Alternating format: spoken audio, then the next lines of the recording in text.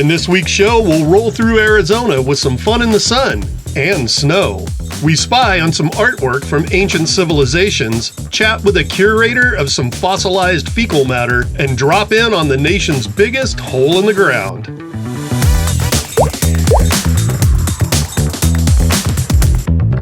Hi kids, I'm Mike. I'm Tony. And we are our RV Sunsets. We are a middle-aged couple that full-times in our Brinkley Z3100. First off, an apology. I'm looking to grow the beard out again, which means I'm at that point where people are driving by us going, hey, who's that homeless guy hauling a fifth wheel? Anyways, what's today, Tony Tao? Get the heck out of San Diego Day. Yeah, we've been in San Diego for 6 months. Today's move is about 4 hours. We're heading up to just west of Quartzsite, Arizona. What is there to see out there? What we're not going to see is the nudist bookstore. There's a nudist bookstore? Yeah, I don't think yeah. It's not my, because people that are nudists aren't people you want to see naked. Usually, that is true. We'll see you just on the other side of the Arizona-California border next to Quartzsite.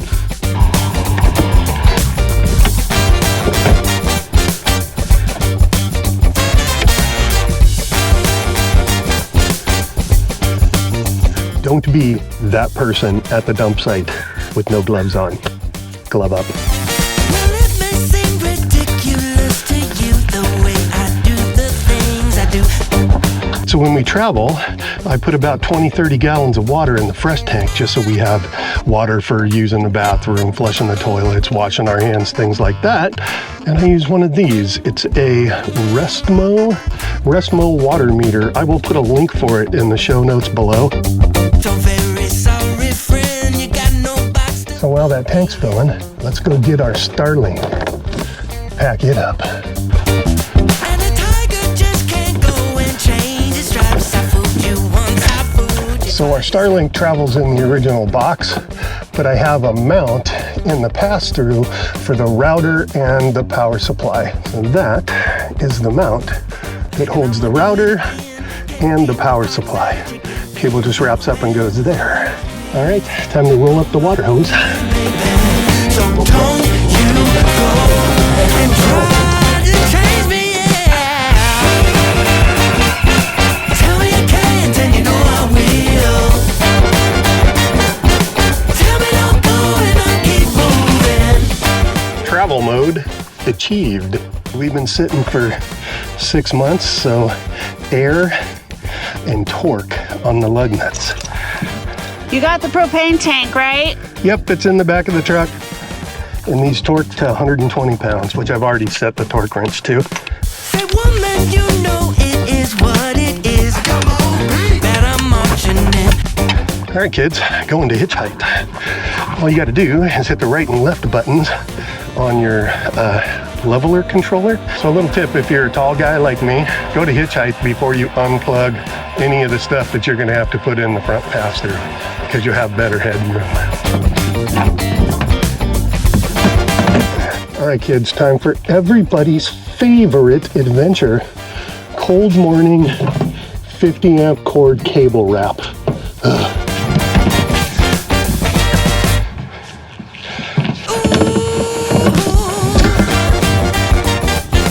Tell me I can't and you know I will.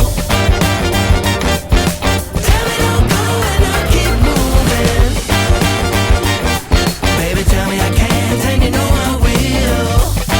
Oh, well I got to keep on moving. Ah. Hey kids, welcome to, I don't know, what's the actual name of the little city?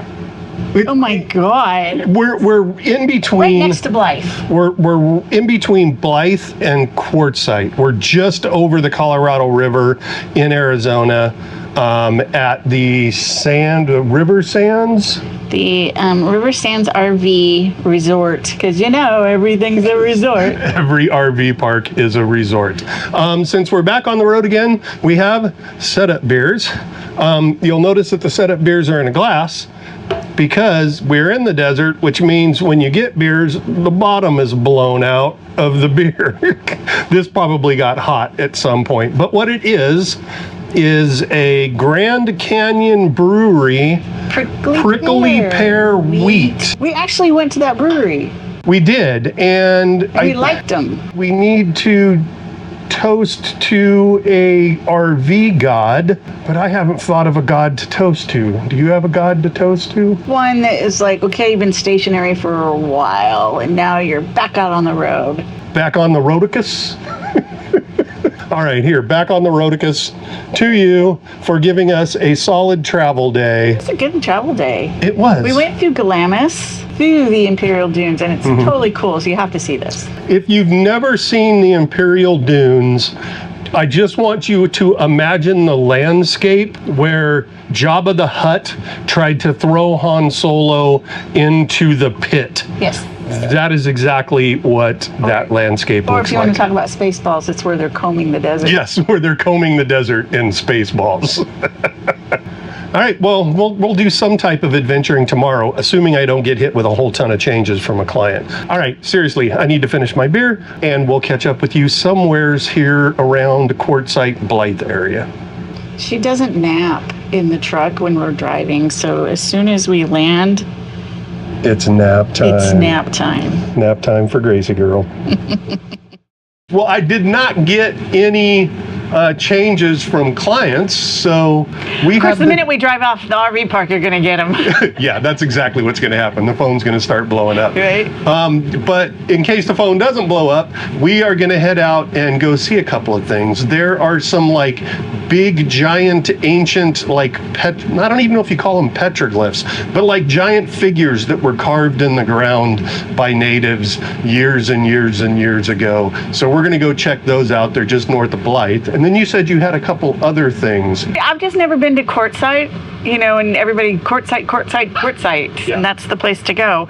We're not staying in Quartzsite because we're bougie at this point, because we're working. Which means we got to have power and stuff so that I can work.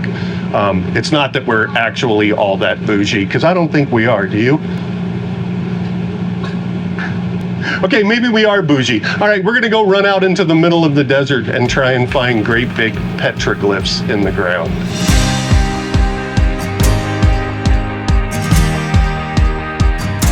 In a quarter mile, you will arrive at your destination. One downside about having a one-ton truck pulling an RV when you go out adventuring in the desert. We're on a dirt road trying to get to the petroglyph things. And of course, since we're hauling the rig, I've got 80 pounds of pressure in the rear tires and 65 in the front. So like going on a dirt road with that much pressure in your tires is It's a just little bumpy. It's a little bumpy and painful.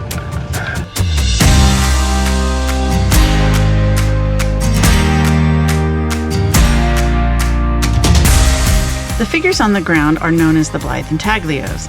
They're believed to be dated from the prehistoric period. Well, it looks like there's two of them here. So this one that we just looked at is a human figure, a male figure, supposedly actually has a penis on it. That's how they know it's male.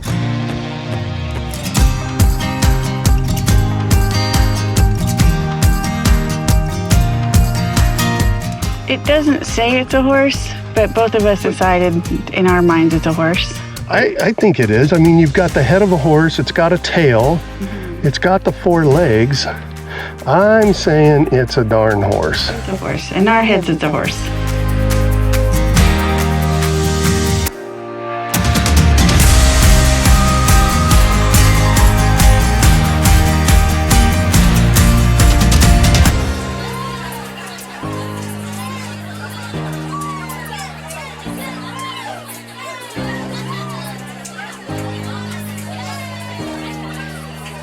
I'm an Intaglio.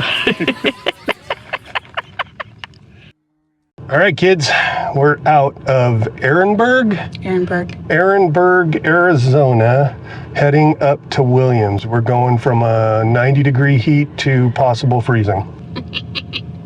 Thoughts on Ehrenberg? It's a nice central location if you want to visit the town of Blythe, and then you can drive into Parker, which was only like 30 minutes away, which was kind of cool. It's on the Colorado River. Yeah, I kind of liked it. And the campground was very reasonably priced, so I can't complain. Yeah, it was a nice campground, a great big campground. Great big spots. Ehrenberg is like 20 miles from Quartzsite if you want to check Quartzsite out. But there's lots of RV stuff in Quartzsite because that's where Not right now, though. Everything's closed because it's the end of the season. All right, we're going to get on the road. We will see you in Williams, Arizona. Gracie, you ready to go, ma'am? You ready to Find a go? leftover snack. There's probably a Funyun down in there somewhere. No, I haven't had Funyuns in the truck for like 9 months. That doesn't mean there isn't a Funyun down there somewhere. All right, we'll see you guys in Williams, Arizona. For all of you that watch the RV YouTubes, they're interesting because we cut out the boring parts. You want to see the boring parts? Boring. We've made it to the Grand Canyon Railway RV Park. Tony's going to check us in, which means this one is all worried because Mom just walked out. What's wrong, Gracie? What's wrong, ma'am? Huh? What's wrong? Mom will be right back. She's just checking us in. Did you see what's across the street? Yeah, that's where the Grand Canyon Brewery is. Yeah. Leave it to us to look across the street and find the brewery. There's a big sign in there that says, yes, trains run through here. We have no control over the BSNF. And yes, they are loud. This goes with our theory that there is always a busy railroad track right next to your RV park. All right, so where are we going? Okay, you go right here, right past the playground, across this street. There's a little stop sign across this street. And then the first turn you can, you have to go make a kind of S curve. And then we'll back in. Sharpen it a little bit more. Sharpen it driver's side. There you go. Beautiful. Right there. Beautiful. I think it can be better. Perfect. Let's get it hooked up. That is perfection. So it is supposed to be down below freezing tonight. So we don't have a heated hose because quite honestly, if it's going to be below freezing, we usually get the hell out. But tonight we're not. So tip for you. If you don't have a heated hose, just put water in your tanks, which is what we're going to do. I'm going to put about 30 gallons of water in the tank, and then I'll just use the tank heaters overnight as well as a propane furnace, and that'll keep everything warm. I won't have to worry about the hose freezing up. Oh, hey, remember how we said there's always a train everywhere you go? Well, here's that train.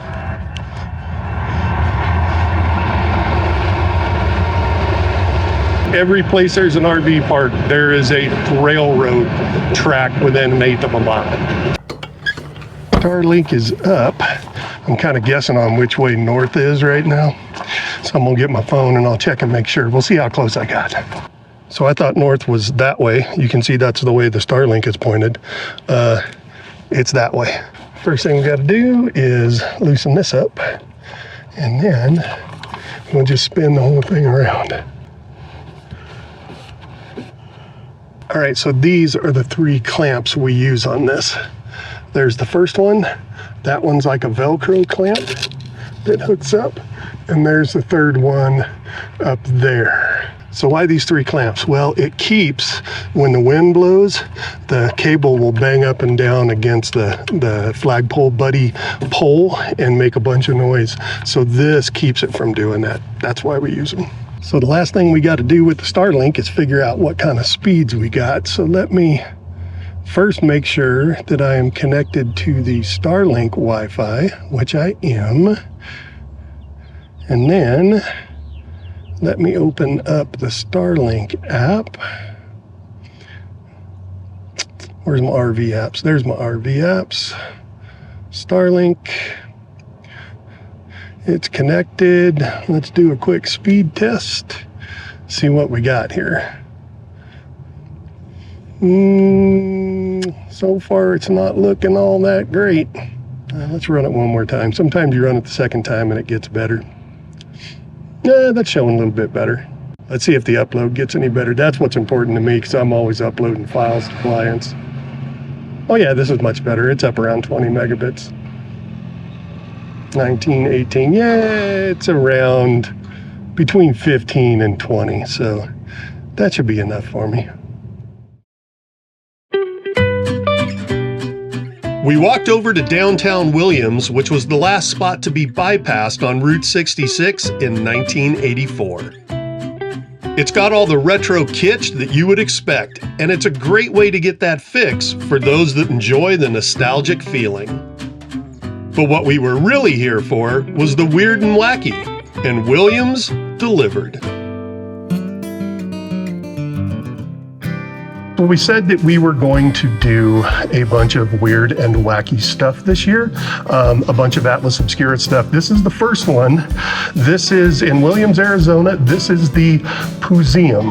Now, I could tell you what the Poozeum is, but instead of me telling you, this is George. George is the proprietor of the Poozeum. What's your place all about, George? The Poozeum is the world's largest collection of fossilized poop, or coprolites. So that means they're pieces of poop that have been completely mineralized, turned to stone from dinosaurs and other prehistoric critters. And if there is anything in this museum that we absolutely have to see, what is it? So there's a couple things. There's the world's largest fossilized poop.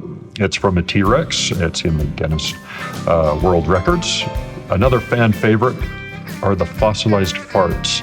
They're little insects trapped in amber, and gas came out at their end of their life, and it got trapped in the amber along with the insect. Those seem to be pretty exciting. What caused you to go, I'm going to make a museum out of fossilized poop? Sure. So I've been collecting for nearly 30 years. And along that time, I would loan my collection or parts and pieces of it to museums around the country. And it always did very well. People seemed to enjoy it. They got a laugh out of it.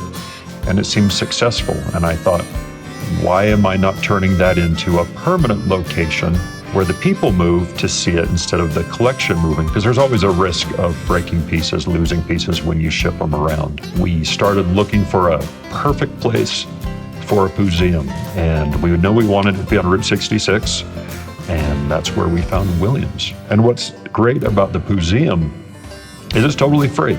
And you can learn about them, you can see them, you can bring your family. And how did you come about getting all of the pieces that are in the collection? Is it something that people donate to you, or is it something that you went out and found on your own? I found a lot of these on my own. And then I've also purchased a bunch, and people have donated pieces because they know they're going to a good home where people will see them. If you were somebody that wanted to go out and try and find one of these fossils, is there any telltale sign if you're out looking for them that you could go, okay, that is a fossilized poop? Yeah. So first you want to be in an area where there are fossils. Then what you're looking for are like classic poop characteristics. Is it cylindrical? Is it long? Does it coil? Does it have layers? Does it come to a point? Because even prehistoric animals pinched it off, just like animals these days. And then little bits of stuff called inclusions. And the inclusions are bits of their food, such as bones, scales, teeth, and little bits of plant. And that helps you identify a coprolite or fossilized poop over a regular rock. Well, George, thank you so much for taking the time to talk to us. And we're going to go check out the museum. Absolutely, go check out the poop. Got to. It's a lot of fun. Perfect. Well, hello, kids. Welcome to another adventure day. I got my ski cap on with the little fuzzy ball on the top because it is windy as all get out here today. So I can't wear my cowboy hat because it'll just blow off my head and I'll lose it in the place that we're going, which is... Big hole in the ground. Big hole in the ground, also known as... The Grand Canyon. Did it echo because it's a canyon? Because it's a canyon. Love it. All right, so we are heading up to the Grand Canyon today just to check it out. We thought about doing the train out of Williams because they have the Grand Canyon Railroad that goes up there, but it isn't dog friendly. They do have a pet resort here, so you could check your dog in for the day. But as you know, Gracie Girl's kind of one of the team, so we don't like to dog daycare her too much. All right, enough yammering. You got anything else to say, Tony Tao? No, let's go. All right, we're going. We're going to head out. We'll see you.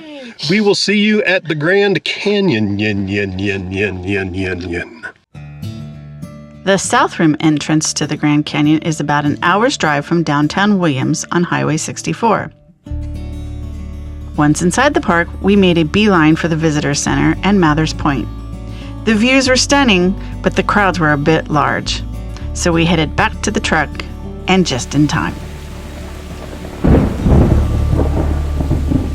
What's wrong, Tony Tao? I hate thunder and lightning. We're not even out of the parking lot yet, and there's lightning like all around us that's hitting. It's actually snow now. Is it? Yeah, it's actually snow. Well, that's kind of cool.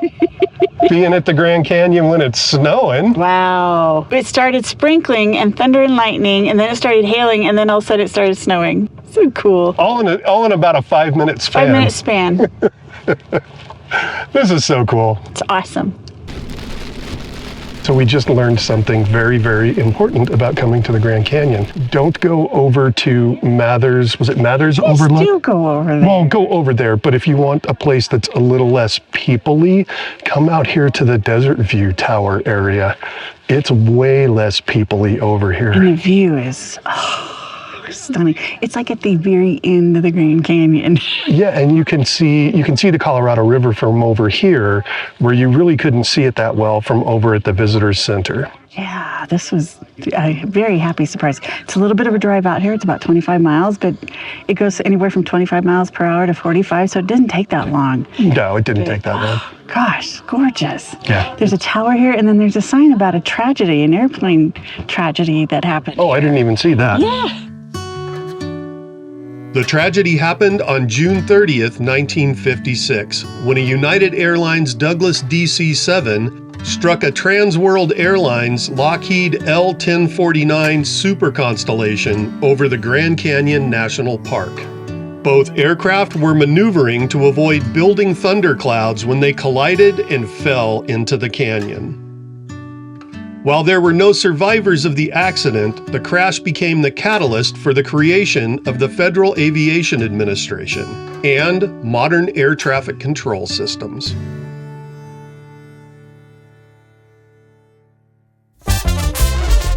Whenever we're in a national park, we like to pack a lunch. We got egg salad sandwiches, because then you can have an egg salad sandwich with this view.